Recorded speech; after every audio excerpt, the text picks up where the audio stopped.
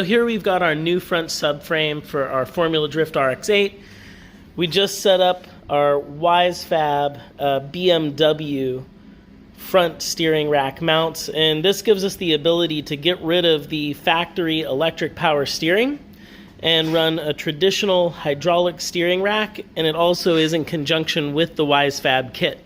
So we're going to check out some of that fabrication work and how we did the installation and how we made this subframe look all fresh and new so we can get it back into the RX-8 because I bounced it off a couple walls last year. Oops. New front subframe.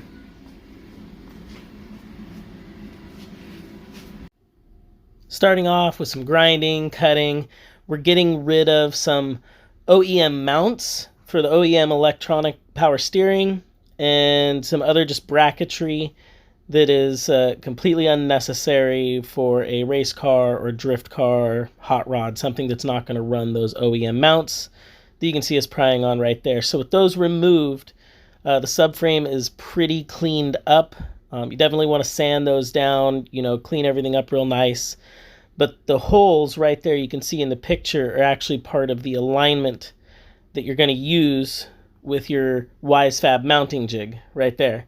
If you've never seen one of the WiseFab mounting jigs, they're pretty easy to work with. This goes with any front subframe. You're going to align it to factory holes or some similar configuration. Right there, you can see that's what I'm pointing at. And in this picture, I've already removed the inserts, so that way I can draw the template out, line everything up, and start to cut my holes without the template on there. Once I've got the holes roughed out, I'll start to bring those inserts back in and do some touch-up work, grinding, cutting, smaller tools, sanding, because you don't want to overcut the hole. When you're going to weld that insert in, you want it to be a good fit. So there you can see with the jig off, and then there with the jig on, bolts in, inserts bolted in, and a pretty good fitment that we can then weld those inserts in, because you do want a strong weld because it's holding your steering rack in. It's pretty important. WiseFab really makes it easy. This is just, I think, the easiest way to go to a non-electronic power steering. So here you can see with the jig on, I'm welding it up. Start with the four corners first, get everything tacked into place. Welded in, tacked in. You can see how everything lines up. I like to leave the bolts in so you don't end up with any warpage. I didn't in one of them there, and it didn't have any issues, but I recommend leaving the bolts in.